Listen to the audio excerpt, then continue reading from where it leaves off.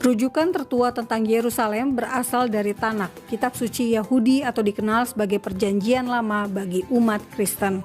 Hampir 800 kali kata Yerusalem tertulis di dalam kitab suci. Ketika Yosua bin Nun, pengganti Musa, membagikan tanah perjanjian kepada bangsa Israel, Yerusalem menjadi warisan suku Benyamin. Raja Daud memerintah dari Yerusalem, ibu kota kerajaan Israel selama 33 tahun. Tak heran Yerusalem identik dengan Daud sehingga kota Yerusalem disebut juga kota Daud. Selain sebagai pusat pemerintahan, Yerusalem adalah kota suci bagi umat Yahudi. Disinilah Raja Salomo, Raja Israel ketiga, membangun bait suci, pusat ibadah Yahudi. Saat Israel pecah menjadi dua kerajaan, Yerusalem menjadi ibu kota kerajaan Yehuda, sedangkan Israel ibu kotanya di Samaria. Selama menjadi milik Israel, Yerusalem menjadi kota paling sering diperangi, ditaklukkan, dan dijajah oleh bangsa-bangsa asing. Contohnya, Raja Sisak dari Mesir menyerang Yerusalem dan merampas harta bait suci. Namun, Yerusalem luput dari tangan Sanherib dari Asyur atau Suria sekarang, sebab Tuhan mengutus malaikatnya untuk berperang melawan 185.000 tentara Asyur. Nebukadnezar, Raja Babilonia atau Irak sekarang, menaklukkan Yerusalem tahun 586 sebelum Masehi dan membuang penduduk Yerusalem ke Babilonia. Raja Kores, Raja Persia atau Iran sekarang, mengizinkan bangsa Israel pulang ke Yerusalem, dan Nehemia membangun tembok Yerusalem selama 52 hari. Bait suci kembali dibangun dan perayaan Hari Besar Yahudi kembali berlangsung. Jejak Alexander Agung dari Yunani sampai juga di Yerusalem. Yunani pecah menjadi 4 kerajaan. Orang Yahudi dipimpin Makabe melawan Seleukia yang mencemarkan bait suci dengan patung dewa-dewa. Kemenangan orang Yahudi diperingati sebagai Hanukkah. Yerusalem menjadi kota Yahudi kembali di bawah dinasti Hasmonaim selama sekitar 100 tahun.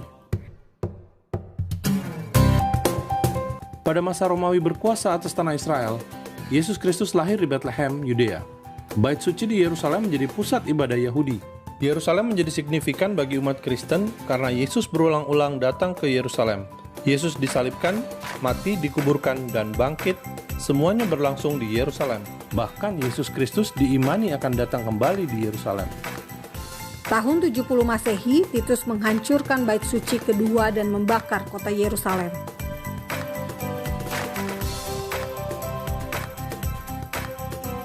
Orang Yahudi di bawah pimpinan Bar Koba berhasil melawan Romawi. Tapi kembali ditaklukkan Romawi tahun 135 Masehi, sehingga Romawi mengubah nama Yudea menjadi Palestina. Nama Yerusalem diganti menjadi Aelia Capitolina. Orang Yahudi dilarang masuk ke Yerusalem. Setelah Kaisar Konstantin memeluk Kristen, Romawi menjadi Bizantium, kerajaan Kristen. Gereja demi gereja mulai dibangun oleh Ibu Konstantin, Ratu Helena. Gereja Makam Kudus adalah gereja pertama yang dibangun di Yerusalem. Yerusalem menjadi bagian dari agama Islam setelah Nabi Muhammad SAW melakukan Isra Miraj dari Mekah ke Yerusalem.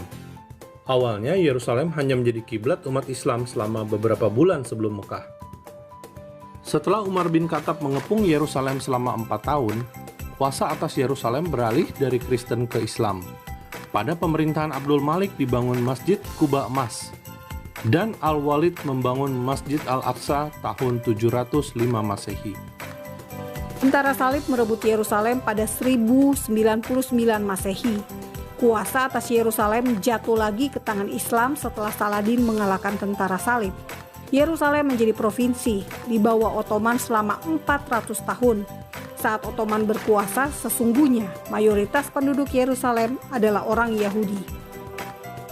Tahun 1917, Jenderal Allenby memimpin tentara Inggris merebut Yerusalem dan menjadikan kota ini pusat administrasi Inggris. Setelah PBB membagi dua tanah bangsa Israel menjadi Arab Palestina dan Yahudi Palestina, orang Yahudi mendeklarasikan kemerdekaan Israel pada 14 Mei 1948 dengan Yerusalem sebagai ibu kotanya. Akibatnya 5 negara Arab yaitu Suria, Lebanon, Mesir, Yordania, dan Irak menyerang Israel.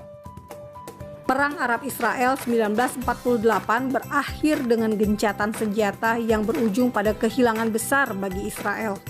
Karena Yerusalem dibagi dua, menjadi Yerusalem Timur untuk Yordania, Yerusalem Barat untuk Israel.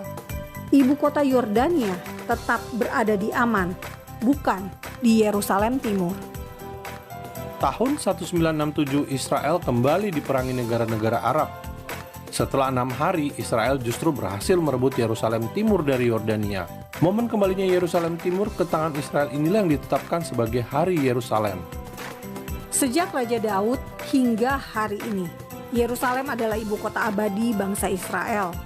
Mau berbentuk kerajaan atau negara, Yerusalem selalu dan selamanya menjadi kepunyaan Israel secara politik. Secara spiritual, nama Yerusalem selalu disebut dalam doa-doa Yahudi. Saat pernikahan, saat Paskah dengan kalimat tahun depan di Yerusalem. Sebaliknya, selama Romawi berkuasa, pusat pemerintahan ada di Roma. Ibu kota Bizantium adalah Konstantinopel atau Istanbul sekarang.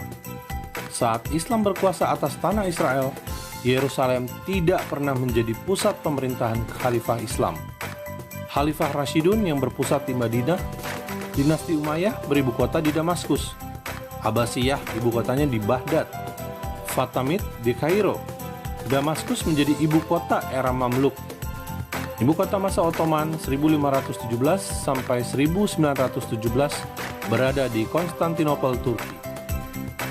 Palestina mengklaim Yerusalem sebagai ibu kota Palestina saat deklarasi kemerdekaan Palestina tahun 1988. Menyusul pemindahan kedubes Amerika ke Yerusalem, negara-negara Arab menyatakan Yerusalem Timur sebagai ibu kota Palestina.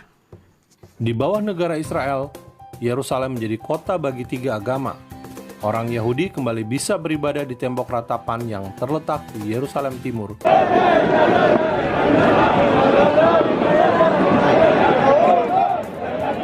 Jutaan peziarah Kristen dari seluruh dunia bisa datang ke Israel. Bahkan umat Muslim dari Indonesia bisa wisata dan sholat di Masjid Al-Aqsa yang masih berfungsi hingga sekarang.